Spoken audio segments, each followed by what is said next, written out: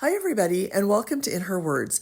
It's an exciting week as Emmy voting starts August 15th. Our guest today is Kara Talve. Kara is the composer of the Peacock series, The Tattooist of Auschwitz. She is Emmy-nominated for Outstanding Music Composition for a Limited or Anthology Series, and her second nomination is for Outstanding Original Music and Lyrics. We get to meet Kara and hear about the journey that brought her to this special project, working with the legendary Hans Zimmer. We think you're going to love this conversation as much as we did. Enjoy.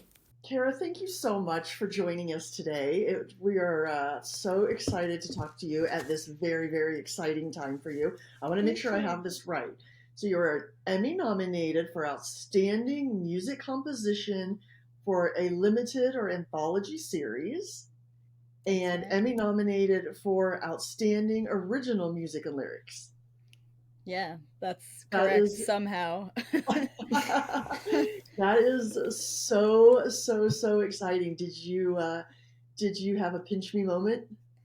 Well, I was in the shower when somebody decided to, because I wasn't expecting any of this, you know? I mean, I just got to work on the most incredible show, and it was so meaningful and important to me that this is just, you know, the icing on the cake, but I really wasn't expecting anything.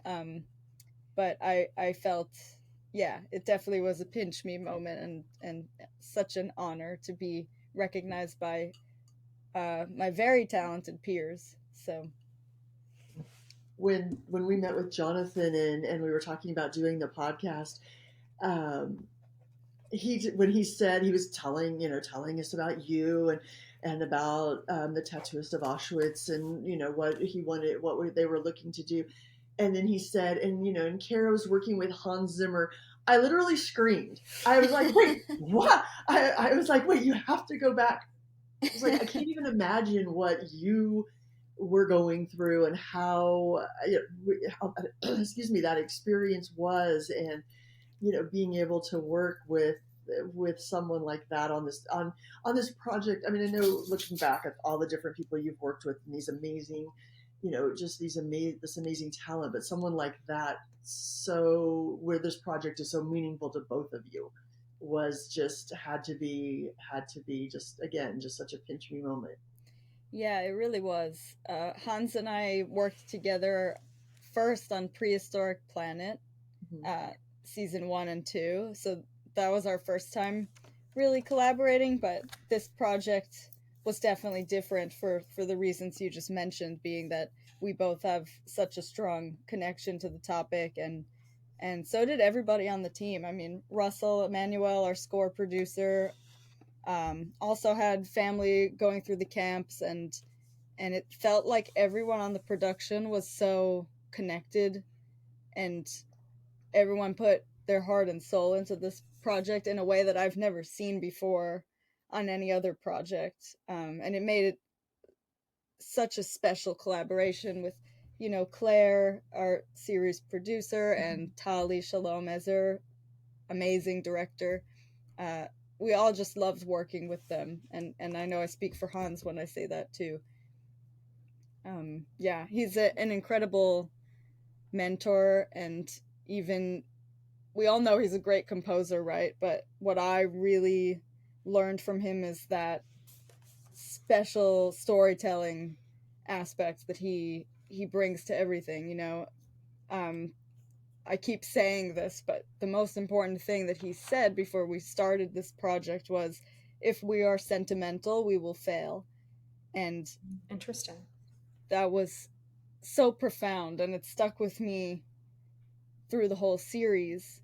You know, you never want to tell people how they should feel when they're watching something, but especially in a series like The Tattooist of Auschwitz, we really wanted to give the viewer the autonomy. You know, you decide what you think of this, but all the music is going to do is open the door for you to feel emotion, but it's not going to tell you how you should feel. And that is the biggest takeaway I got from working with Hans on this score. Kara, can you talk to us a little bit of just about the scoring process and what that was like? What was the day one, or how did you approach this? I think you're honestly one of our first, music scorers that we've had on the program. So it'd be interesting to just kind of hear what your creative process is and, how did you approach this project? What was that like? This project started with the main theme, which is the love theme, or as Hans calls it, the life theme. So it's Lali and Gita's story. It is a love story that takes place in the darkest place. And it's a very complicated love story, right? So it couldn't be your typical love theme. There's a deep sadness to it, and I think at the same time there's this defiance to it, and that's what we wanted to weave throughout the series, is this memorable, hopefully memorable theme that that's a love theme, but it can be used in the context of Auschwitz. I mean, it's such a hard balance, right? Because, and I think for the show itself, it was a challenging balance between light and dark. So the first thing we had to do was come up with this melody, and that's the glue to the whole score. And you have custom textures and things that we made out of strings and the piano, which that's a story in itself, and we can get there if you want. But so the main palette of the score is strings, but used rather abstractly, and my grandmother's birdcage piano from the 1800s. Can we go into the story of the piano a little bit? Can we sidebar on that? Yeah, absolutely. So my grandma, when she was just a kid, I think she was like 9 years old, when the Nazis invaded Paris, and they showed up at her family's apartment with the intention to arrest everybody in the apartment. And they had a list. She always told me this story, that they had a list, and miraculously she wasn't on the list, but the rest of her family was. So they questioned her mother. They said, well, who's that? Because they have, all the names, and something didn't check out because there's this girl standing there that's my grandmother. And she said, well, she's not on your list, so you have no business with her, do you? Kind of. And so they accepted this, and they took the rest of the family, and she's left alone. And in that moment, she escaped through the fire escape, and her piano teacher at the time lived around the block, so she ran there. And her teacher, Anže, was Christian, and she's working with the French resistance. So she hid my grandmother and passed her off as her own child for the duration of the war, and other Jews as well. And she kept taking lessons with her, and she's an excellent classical pianist. And she played her whole life. She brought the piano overseas with her to Brooklyn, where she then lived with, her husband and my mom and her sisters. And that piano was always there. It was like a staple of the house. And I inherited it a few years ago when she passed away. And this piano has never been tuned. I mean, it's like got its original DNA from the 1940s.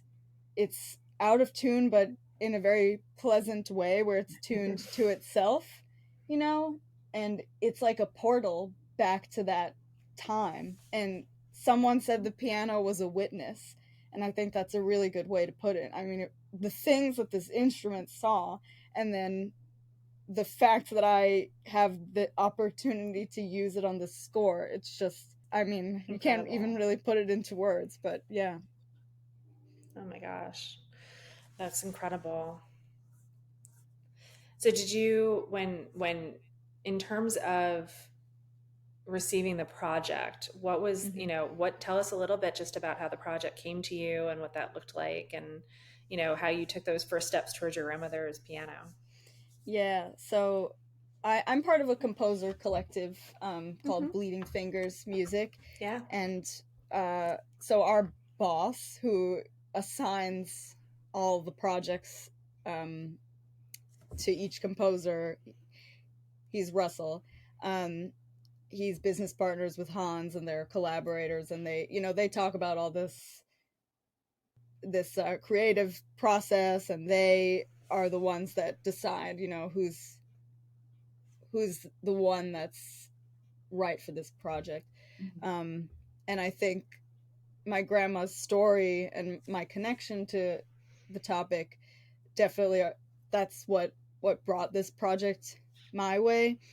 And I think it was meant to be in a weird, serendipitous way. The timing really worked out from when I got the piano to then this project came, and it was one of those things I knew that it had to be a part of the score, and of course everybody was on board. You're you're classically trained, and did you always know you wanted to be a musician and a composer and write music? But when did you know that you wanted to make it a career? And I'd love to hear, then how did it move, how did your path move towards film, or towards television, towards scoring entertainment versus playing in an orchestra or in a symphony? Or how did you kind of come down that path?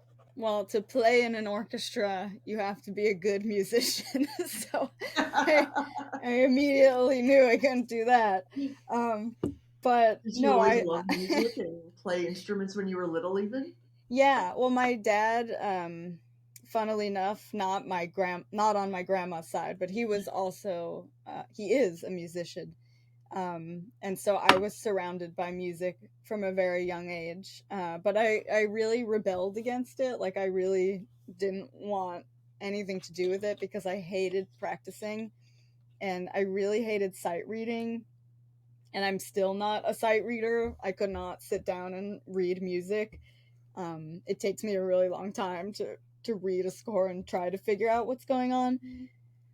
But I was always writing little ditties on the piano, and I think that my harmonic language comes a lot from my dad's like drilling these weird jazz fusion harmonies into my head. That was kind of my lullaby, was these weird, I don't know, maybe I shouldn't say weird, but I don't know if you know Alan Holdsworth and all these fusion guys. That I don't write music at all that's like that, but something about the way the harmonies move, and that was like a big influence on me. So yes, then I became a classically trained pianist, terrible at sight reading, but I had this teacher who was very strict, and she wanted me to learn how to sight read because that's how you start going to college. They're going to ask you to audition, and it's this whole process. And she would rip the tops off my piano book, so I didn't know the name of the piece, because what I would do is go home and like learn it by ear, and then I'd come back. And she was like, I know that you're not reading this, I can tell, because you're looking down at your hands and you're not looking at the page. So I couldn't fool her. But eventually I realized it was kind of the thing that I was decent at. And I really fell in love with film and TV music when I discovered Thomas Newman, and his score for The Shawshank Redemption is the thing that really made me intrigued by film music. And then I ended up at Berklee in Boston, and that's where I studied film scoring and video game scoring, although that's never been a thing that I've done professionally. But yeah, Berklee gave me a really good foundation to move out here and try to pursue this. When you're approaching different scores, it's like you've done so many different projects, which we can, list. How do you transition? Do you ever find yourself, how do you find your inspiration for your scores? And do you ever get, I guess, score block? And, how do you push through that? What does that process look like? Yeah, I'm having it today, so I would love to know if anyone could advise me. No, the great thing about Bleeding Fingers is that uh, because you're on a campus with such amazing talent, um, it's it's hard to be uninspired because everybody's working on something different, and you can always pop into a room and listen to what they're working on, or better yet, get them to come in and listen to your cue and see if they can Yeah. advise. And that's the really fun part about working here. And then, of course, Russell and Hans have such a great ear that they immediately know what's wrong with the cue, and they can give really inspiring advice that kind of pushes you to the next level. Russell's always inspiring us to really think outside the box, and I think those initial ideas at the beginning of a project, as long as you keep kind of referencing back to that important conversation that we had, it's easy to pull inspiration from that. Um, but yeah, there's a lot of projects going on at once, like you said, and it is tricky to sometimes put on your Simpsons hat and then switch back to something like, I mean, the Tattooist of Auschwitz. It's a completely different part of Yeah. your brain, Mm-hmm. and a different emotion altogether. It's hard to even compare the two. And in terms of, it is heavier subject matter. So in terms of Mm-hmm. how you handle that response, it's like there's a responsibility that comes with creating that type of score and emotion, whether Yeah. it's not to obviously, as you said, it's not to dictate, how your audiences feel, but there is a responsibility towards a film like this, or this type of Mm-hmm. project. So in terms of how you are there ways that you ground yourself in your music? For a show like The Tattooist of Auschwitz, you can never be epic Yeah. or sentimental. And if you were to start putting music like that to the picture, it immediately feels wrong. And in a show like that, the images and the story speaks for itself so strongly that, you know, when you put music to a picture that is showing you something so horrific, it's very quickly you'll realize that you need to pull back, and it Yeah. grounds you automatically. I mean, we were meticulously checking ourselves. Is this too epic? Is this too much? Is this Yeah. doing the right job? Because we want to let the actors lead the scene, and that's something Tali and Claire were always reminding us. Um, so we have all these sets of amazing ears Yeah. and people making sure that we're doing this right, telling the story the right way. How can you tell us a little bit about the process? Like, how do you see the series or the films in their entirety and then layer on? Are you involved as it's filming? Does the score and the music, does that inform the filming sometimes? So is just kind of how what comes first? Yeah, I think sometimes maybe it informs the filming, but I think on this show we kind of came on pretty early, which Hmm. was rare. We got to see the set and a lot of picture before we started curating different tone tracks and ideas. Sometimes you come in at the very end, and that's more challenging in a way because you don't have as much time. But for something like this, I think we were really lucky that we had the time to really dial in the sound before we even started with the first cut. Um, so some of the initial steps, like I said, the theme was very crucial to the score, but we also experimented with different sound palettes. Interestingly enough, where we started was much different than where we actually ended Yeah. up. Okay. So the score started more synthy, but then we realized we wanted to pull in more emotion. So um, having these musicians on the score that also were connected to the topic really brought out a lot of emotion in an unexpected way, and a non-sentimental way. With some of the projects that you've worked on, and you mentioned Prehistoric Planet and The Simpsons, and do you do you have, I mean, I know this one was very personal too, so Yeah. I don't, I don't want to say it's a favorite because like you said it's such a heavy topic, but do you have genres that you prefer? I know like the documentaries that you've done, it's like there's so much, there's less speaking, so there's the music is even Right. more important. So do you have different styles or different genres that you really are finding that you like working on more?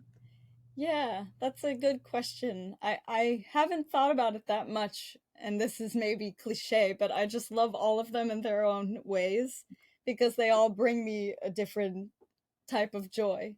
I love working on The Simpsons because it makes me laugh and I can write songs and it's silly, but it's also this really important musical legacy that we have the responsibility to carry on.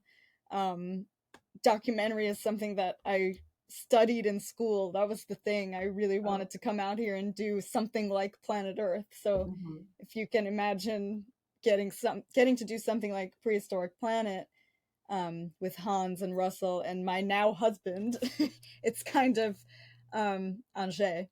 It's kind of surreal because that was always a dream, you know. Uh, And then something like the Tattooist of Auschwitz has this deep meaning to it, and yeah, it's hard to say, oh, that was my favorite, it was super fun, because you can't right, use right. language like this with a show like that. But I will say that it was absolutely the most meaningful and Mhm. such a pinnacle of my career and of my life, I think. um it's so rare that you get to work on a show that means so much to you, and so that I would say is is a long time favorite for sure. In terms of, as you had mentioned at the top of this, and, Hans saying that take emotion out of it, right? And it's like, this is so personal to you. Mhm. In terms of the show, did you find that this connected to you, to your family history, more? Or did you do almost a little bit more of a pilgrimage for your own family through this? And Yeah, that's a really interesting question. I think that I did.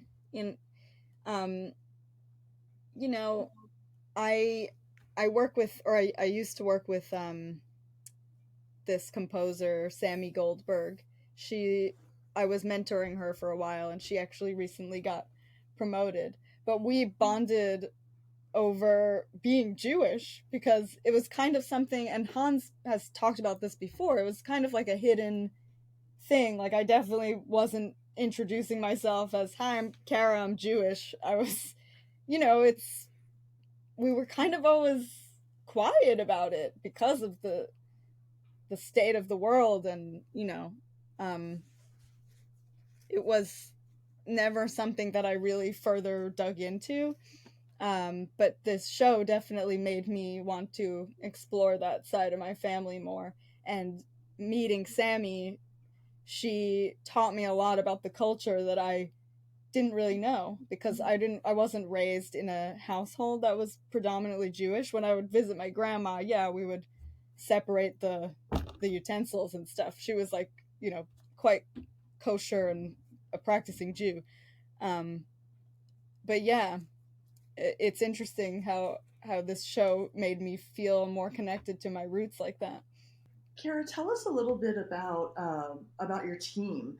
Who, from being in school and deciding what you wanted to do to now, who's there that, who's your support team? Who's there that, helps you through roadblocks and different things? And you kind of talked about your working team.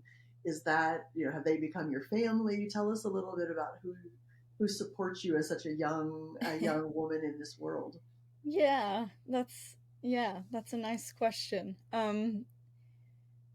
Yeah, here at the company at Bleeding Fingers, I came in as such a young composer, and I think I was like 22 when I started working here. And I started working on The Simpsons when I was like 24, something crazy. I still have no idea what I'm doing, by the way, but I felt like I We learned. think you might. You'd be surprised. But it's such a supportive environment. And we were talking about this on a panel the other day with Hans, that Russell and Hans are really good at finding people who will work well on the team. And they're really good at spotting talent, or a seed of talent that they feel like they can nurture into something. And I think being in a place like this really fosters the success of a person who's starting from a very small seed. Because when I tell you I came here and I was an assistant and I had pretty much no idea what this job actually would entail, I think I said Berkeley gives a really good foundation, but you can't really learn how to be a film composer or a TV composer until you start actually working alongside one. So I worked with a lot of different people around this campus, and that experience of being immersed in it really helped me understand the job. And of course I met my husband in this building, so yeah, he was a big supporter of my success here. And so was Russell. I mean, I really thank him for his patience with me, because I was so green and I learned so much from these guys and gals. And I owe it to them, because they gave me a chance to fail. And sometimes you get kicked out from a project if you fail, but they believed in me the whole time, and I'm forever grateful for that. I'm just curious, do you have favorite music in projects? Do you have favorite scores or soundtracks, or that you like to listen to, or that inspire you as you're just watching as a bystander like the rest of us? Yeah, definitely. There are so many, but the first one that just came to my head was White Lotus, because I've been listening to that a lot recently. There's so much great music out there. But the other thing that just popped in my head was Beckham, because my husband Anže, he's also nominated in the documentary category this year. And him and Camilo Ferrero's score for Beckham was really outstanding, and it's stuck in my head all the time because the soundtrack just got released, so there yeah, it's been highly on my radar. But it's really cool to see them work on something and then hear the finished product. And yeah, that's a really good score. Okay, this might be a dumb question, but do you do lyrics as well? Do you write music with words too, or just score? No, that's not a dumb question. It's some people do that, but I don't have Okay. the intelligence level to write lyrics. But it's really fun on The Simpsons getting a script page with lyrics and then writing a melody to that. That's a lot of the job. So that's really fun when you have good words to work with. So, Kara, in terms of your next projects, what are you like when you're looking at your future projects? What kind of projects excite you, after this? Like, as you're looking at it, you've had such a, incredible project run and shows and so forth. It's like, are there things that are on your radar that you want to score, in terms of, whether it be films, whether it be, are there things that you haven't scored that you're excited about, that you wanted that challenge? Yeah, I think every new thing is a challenge. I always anything that Russell brings my way, yeah. My initial reaction is no, I can't possibly do that. Because I don't think I'm good enough to do it. But that's my imposter syndrome.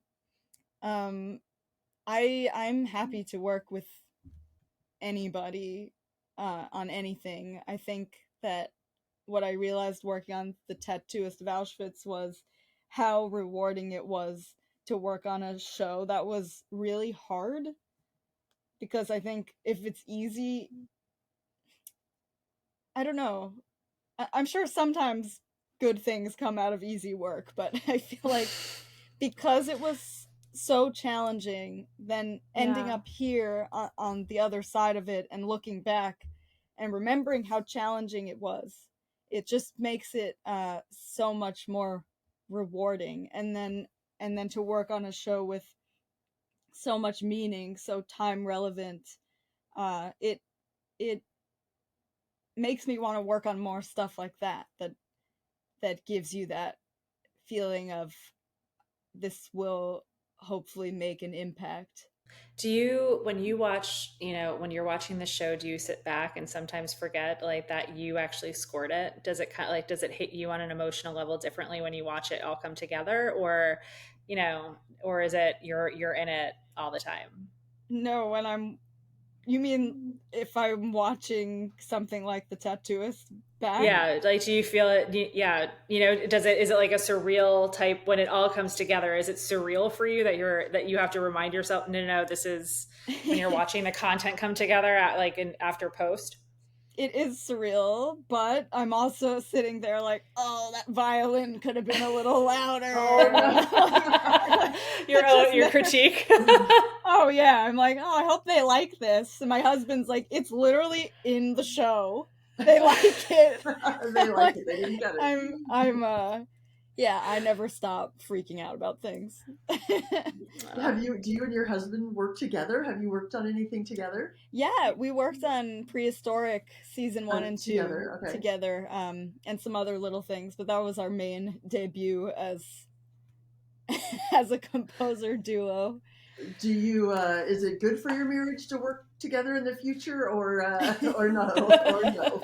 I think it is, because our relationship is based on us working together. So we already knew how to do that before we got married. So we were put to the ultimate test, Of course we're arguing all the time, but it's actually quite good. We're good at different things, and we bring out each other's strengths, and we save each other from our weaknesses. Amazing.